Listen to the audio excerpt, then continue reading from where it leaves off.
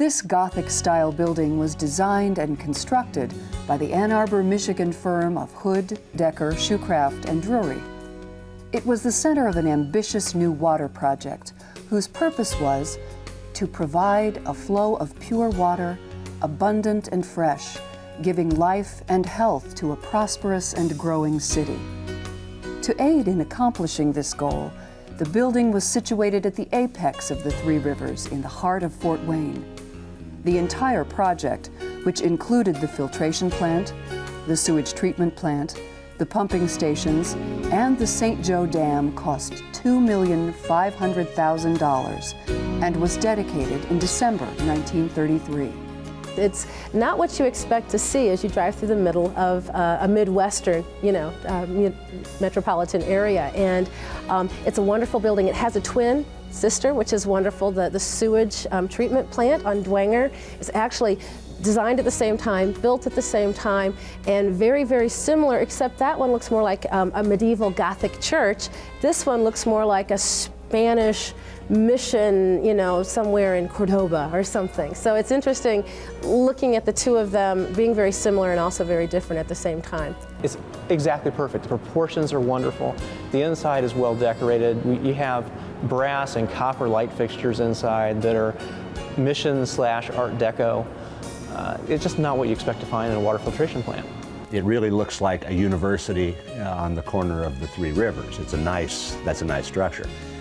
When I had first finished my apprenticeship in the 70s, I was briefly working at the Woolery Stone Company in Bloomington when the last addition to the filtration plant was occurring. And there are a number of carved panels that are about 3 foot square that are set at intervals along the top. So working at Woolery Stone Company in Bloomington, which is now no longer there, for a carving contractor named Dugan Elgar, who is now long since gone to his reward, I worked on some of those panels. It was just kind of fun. I think that the filtration plant is kind of the last, not necessarily the last, the current chapter in a long book of public works in Fort Wayne. For years, there was no real public water supply. Then you developed a series of kind of community wells. After the Chicago fire, a lot of communities decided they really needed a way to deal with the water situation. There was a lot of controversy about how Fort Wayne should deal with it. The owners of the Wabash and Erie Canal, of the old feeder canal, desperately wanted to sell their water to the community and went through several go-arounds of trying to make that happen.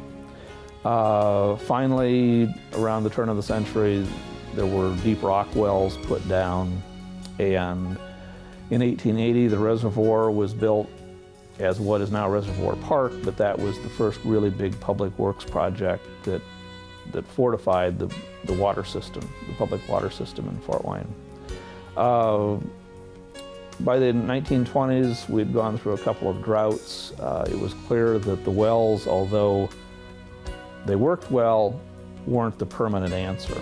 And so in 1930, the decision was made to develop a real state-of-the-art 20th century water system. Filtration plant was built. It was served by the Hosey Dam. And it's amazing that although that was developed in the 1930s, with two modifications, it's serving us very well today. We don't know a whole lot about the folks that built the building. They were an outside firm. They were hired on, and I know that made some of the local firms a little upset. Almost all their equipment, again, was brought in from out of town. We had people in this town that were making valves, and none of their valves were used here, and I don't think that made them very happy. So it really was very much an outside project. So we don't know a whole lot about them.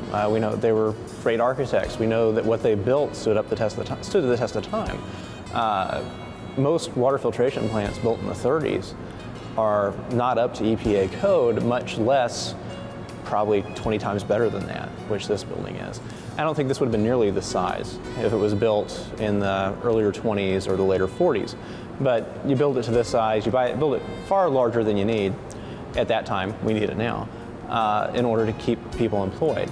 The reason I think it's so grand is if you look at it here, if you look out the windows right next to me, you're looking at the confluence of the St. Mary's and the St. Joe. And from there is the Maumee. This is the most historic piece of property in Fort Wayne. The confluence of the rivers, it's the reason we're here, quite simply put. I think they knew putting the filtration plant down here, they needed to put it near the river, that it was going to be a focal point for downtown. And so, frankly, they overbuilt, but what a beautiful way of doing it. The filtration plant has been pumping water continually for almost 70 years and has survived 2 major floods.